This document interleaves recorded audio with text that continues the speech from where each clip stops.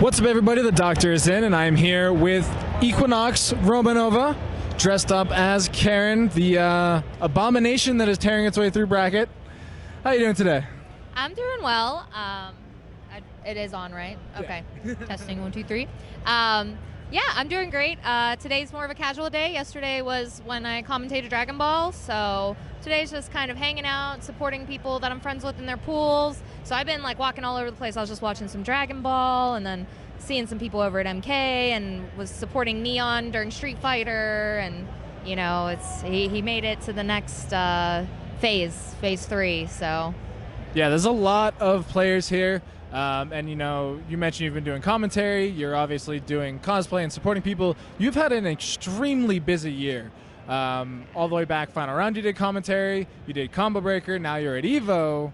On top of that, you're balancing, you know, a full-time job over at High Res and doing all this cosplay. You know, what is that like? You know, I gotta say that like it makes it a lot easier when your work-life balance is healthy. You know, I owe it to working at a place that I love, to being able to and like in a healthy way find, you know, that time to do that. Like sometimes I still run myself a little you know, into the ground with how much I do outside of work, but in the end it is so much better than it has been in the past for me, so I really chalk it up to that. Yeah, and you know, on top of, you know, traveling so much, you're also building up your local scene.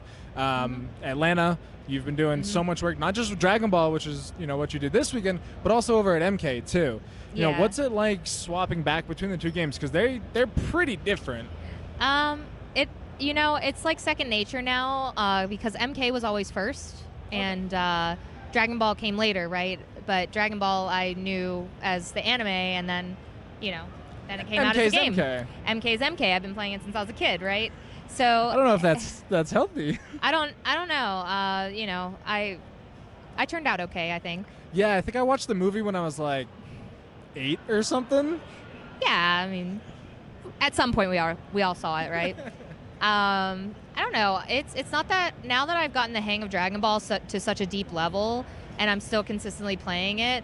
It's not that bad going between the two, especially because they play so differently, I think, that it's hard to mix up what you're doing when, you know, if anything, I've improved in Dragon Ball from MK11 coming out, and vice versa. I think, like, some of the crazy stuff that you see in Dragon Ball helps you with a little bit of the, you know, situations you might be in Mortal Kombat even. It just, as you get better and grow as a player, even if you're not a top-level player, I think it translates a lot to other games.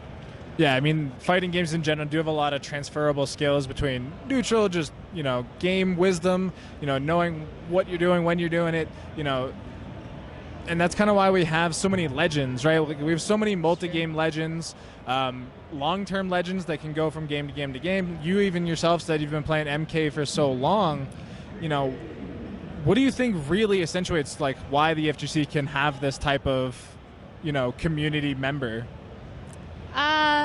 I feel like the community itself is pretty welcoming. I think it's getting better to being welcoming to all types of people. Like, I feel like the one thing that would be, I guess, a struggle for me would be being a woman.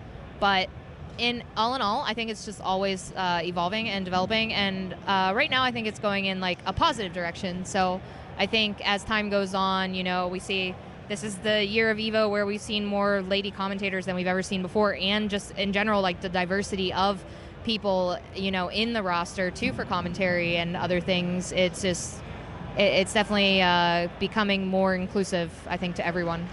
And there's, you know, some very high caliber members of the community themselves who are pushing these types of initiatives. You know, we have Mama Da with Combo Queens, Perja with XO, who you were, you know, an inaugural member of.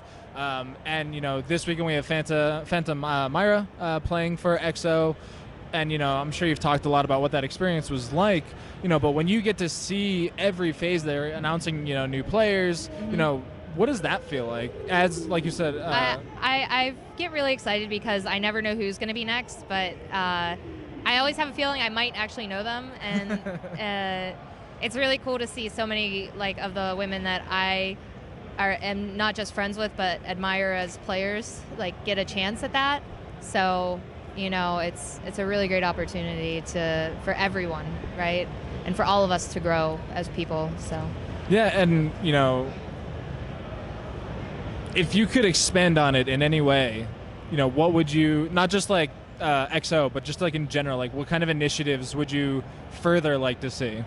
I think one thing that XO does really well that I would just like to maybe like that expand on is the training that's offered. I think that if the training's more offered just, not just like if you're a part of XO Academy, but maybe more in reach for some other people, like we might have more women commentators, and we might have more women commentators that are women of color, black women. I think it leads to more possibilities because sometimes those resources might not be there for them to have that training, or they might be scared to try at their locals, and maybe that training's the thing that puts them where they have that confidence. I'd like to see that more, and even if it's not commentary, if it's playing or if it's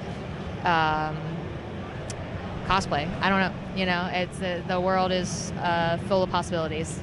Yeah, I mean, like you said, go to your locals. It is very intimidating very early on. But at least in my experience, the more I go, the more welcoming people are and the more helpful they become. Yeah. I would be nothing right now without the Georgia scene. Chicago is where I started going to my locals for Injustice. Shout out to Galloping Ghost Arcade.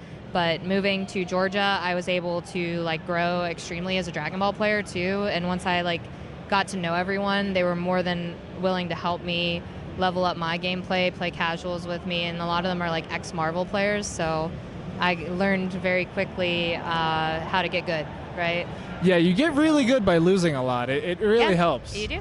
I think if you're almost winning too much, then you need to move on to the next level, because then you're not really learning at that point sometimes. Like it feels good to always be beating somebody, but if there's a certain point where you need to maybe start playing people at a higher level, or that maybe challenge you if it's a bad matchup or something. And that moment when you do beat somebody you've lost 27 times to is probably the best feeling ever. Oh, it's the best feeling. Because you can just stand up and be like, nobody beats me 28 times in a row. Yeah. It's not going to happen. No. Until next time. But so, wrapping it up, is there any final words you want to say to, people that, might need to hear something? 3 words. Support your locals. All right, and anybody you want to shout out or thank? I'd like to thank Equinox, my team. Emily and Timo, they have been nothing but supportive, and even though I'm only a streamer on the team, they make it feel like family, and I think more teams should take note and be like that, because it not only feels good for their not sponsored players, but their sponsored players, they're like family too. So shout outs to them, and shout outs to the Georgia FGC. All right. Thank you so much for taking the time. No problem.